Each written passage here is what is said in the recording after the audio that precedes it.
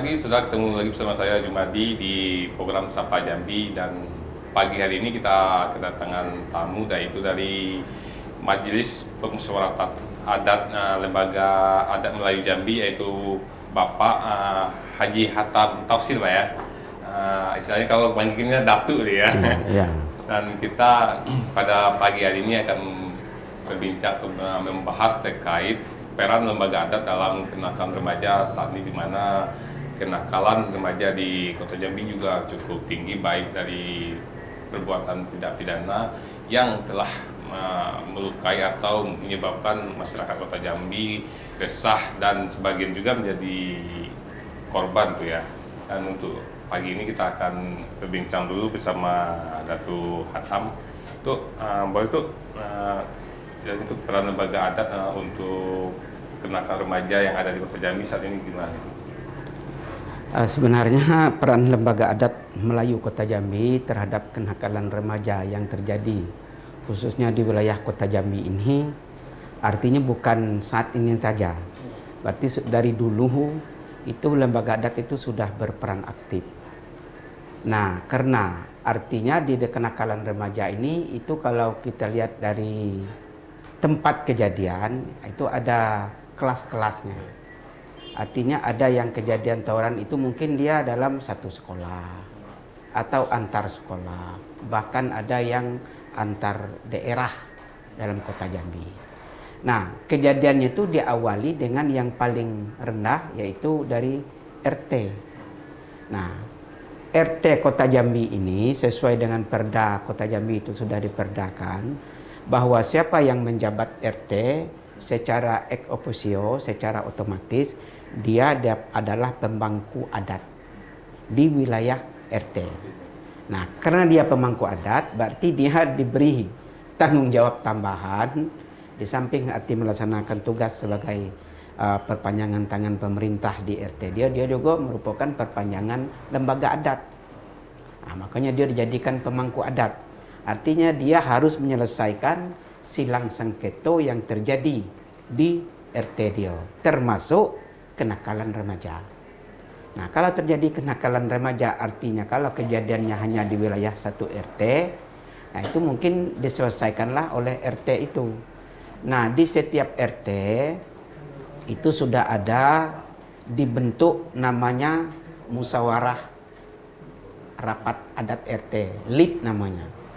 Jadi seluruh RT yang ada di Kota Jambi ini sudah kita minta melalui pemerintah daerah agar mereka membentuk yang namanya anggota LID. Itu anggotanya itu ganjil, boleh 5, boleh 7. Untuk apa? Nah, itulah tadi untuk menyelesaikan persoalan-persoalan yang terjadi di tingkat paling rendah tadi, tingkat RT. Kalau dalam adat itu tingkat RT itu namanya tenganai, rumah bertenganai. Kampung Batuo, Alam Berajo Negeri Bebatin. Nah, itu baru tingkat tenganai. Arti penyelesaian oleh ketua RT. Itu. Makanya artinya majelis LID itu juga sudah kita latih. Cuman sampai kondisi sekarang karena lembaga adat ini kan tidak punya anggaran tersendiri. Kita hanya mengharapkan artinya hibah dari pemerintah kota. Nah, tentu kalau menurut laporan dari Dinas Pemberdayaan Masyarakat kemarin mungkin ada 1000 lebih RT sekota Jambi ini. Nah, bayangkan satu RT itu 7 atau 5 orang, berapa LID yang harus kita latih. Nah, tentu kita bertahap. Kita pilih artinya daerah-daerah yang dinilai rawan, itu kita dahulukan untuk melatih LID dalam rangka itu tadi untuk mengatasi kenakalan-kenakalan remaja. Itu yang pertama. Yang kedua, pemerintah daerah juga lembaga adat juga sudah bekerja sama dengan aparat penegak hukum. Artinya harapan kita lembaga adat tidak semua persoalan yang terjadi di tengah masyarakat itu dinaikkan ke aparat penegak hukum, kita selesaikan secara adat. Itu ada namanya sekarang ini program dari Kapolri dan Kejaksaan itu restoratif justice. Nah, sampai ke kota kita juga sudah MOU antara lembaga adat kota dengan Kapoltabes Kota Jambi dan Kejaksaan Negeri Kota Jambi. Jadi mungkin ada beberapa persoalan yang memungkinkan bisa diselesaikan secara adat. itu kita selesaikan secara adat dan tidak lagi naik ke penyidikan di tahap hukum. Nanti dia selesainya di lembaga adat dulu, tuh bisa kasus apapun. Itu biasanya kasus apa aja tuh biasa di SC kan dulu di lembaga adat itu kasus apa aja biasanya? Sebenarnya kan lebih banyak kalau di lembaga adat itu seperti umpamanya kasus kenakalan remaja tadi. Kemudian ada kasus pertengkaran KDRT, kalau istilah itu kan kekerasan dalam rumah tangga. Nah, kemudian ada lagi hubungan antara muda-mudi, pacaran tadi itu. Kan sering kita dengar di kota ini ada yang tangkap basah, tertangkap ini. Nah, itu sebenarnya kalau artinya itu tidak semua itu harus dinaikkan. Bisa diselesaikan oleh adat terkecuali hal-hal yang berat, umpamanya terjadi pemerkosaan, umpamanya kan, atau pembunuhan. Kalau di kenakalan remajanya tadi pembunuhan sudah artinya dia sudah menggunakan senjata tajam, sudah mengeluarkan darah. Nah, tapi kalau hanya sebatas berkelahi, balu, lembam, nah itu ada hukum adatnya. Kalau balu itu ditepung, lembam itu ditawar, luko dipampas, mati pun bisa dibangun. Nah itu boleh jelasin makna itu apa tuh? Ini di sini kan itu makna masyarakat. Jadi kalau hanya sebatas artinya dia berkelahi, misalnya ditinjunya kepala saya ini lembam kan biru tuh. Nah itu cukup tepung tawar. Nah, artinya hukumnya masih hukum tenganai. Mungkin ditepung ditawar, mereka diselesaikan secara kekeluargaan, biasanya diaku bersaudara. Kalau memang dia bukan bersaudara, tapi kadang-kadang kalau dia sudah bersaudara, dia tetaplah bersaudara. Itu ditepung tawar. Nah, tepung tawar ya, arti itu baru penyelesaian di tingkat tenganai gitu. Nah, kalau pun dia artinya ada luko, misalnya sampai mengeluarkan darah, tapi lukonya masih tidak membahayakan. Nah, misalnya luko yang membahayakan itu ada namanya luko tinggi dengan luko balung ketinggal buek. Luko tinggi itu artinya luko yang tidak bisa ditutupi, cacat. Umpamanya luko di sini kan bebekas kan, nah, nampak itu. Atau di ujung tangan. Atau dengan luko itu dia hilang pekerjaannya. Nah, itu bisa itu berat lagi. Itu hukumnya bisa berat 20 kambing sekok. Nah, itu sudah luko dipampas namanya. Nah, kemudian selama mereka itu cacat tidak bisa bekerja, itu ditanggung oleh pihak yang melukai, pelaku yang melukai tadi. Nah, kemudian mereka itu juga aku bersaudara, jadi tidak ada istilah kalah menang gitu. Jadi kalau di hukum adat itu dia tidak mengenal kalah menang, yang ada itu artinya win-win solusi. Berarti tidak ada yang kalah, tidak ada yang menang. Nggak ada yang merugikan, nggak ada yang merasa menang.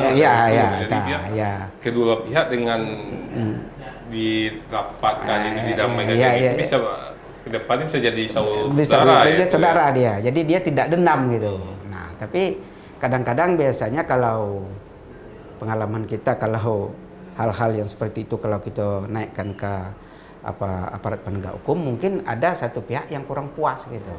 Mungkin hukuman yang terlampau ringan dia merasa tidak puas, atau terlampau berat orang yang melakukan juga tidak puas. Akhirnya mereka itu tidak, kalau di pengadilan umum kan mereka kan tidak diwajibkan ngaku bersaudara kan, nah tidak didamaikan. Nah, kalau adat itu tadi didamaikan. Ini saling dendam gitu.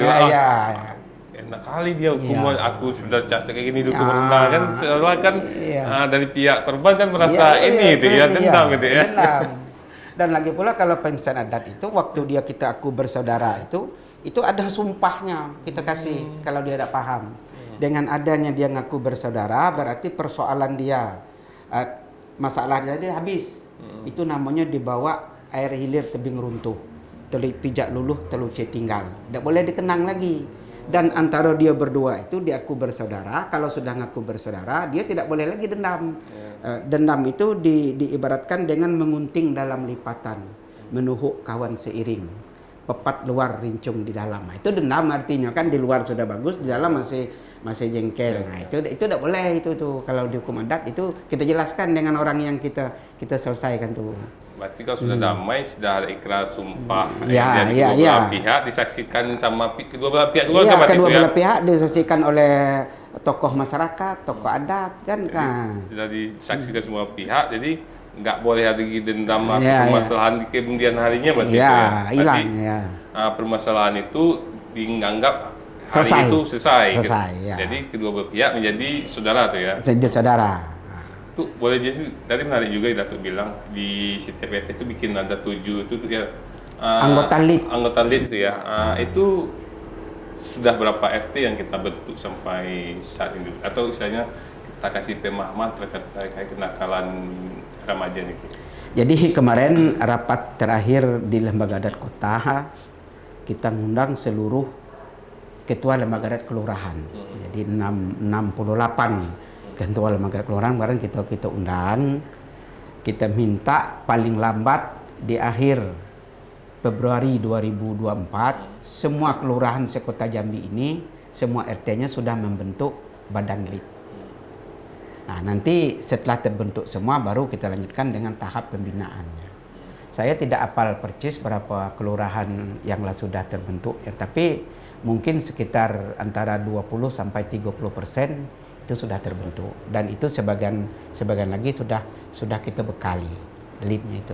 Berarti sudah ada ini istilahnya bisa menekan kenakalan di tingkat tingkat dulu, RT ya, kan? kita awali dari tingkat RT kan ya. Karena permasalahan itu memang dari bawah Dari itu, bawah ya, dari RT itu ya. Nah, itu fungsi lead tadi itu ya. Nanti lead ini nanti lead ini nanti di bawah lembaga adat Kota Jambi sendiri atau gimana? Jadi lead ini artinya dia bertanggung jawab langsung itu dengan ketua RT. Karena siapa ketua RT itu secara otomatis dia jadi ketua lead. Nah, dia berjenjang. Kalau dalam adat itu artinya bertakah naik, bertangguh turun. Jadi jenjangnya dia ke lembaga adat kelurahan dulu.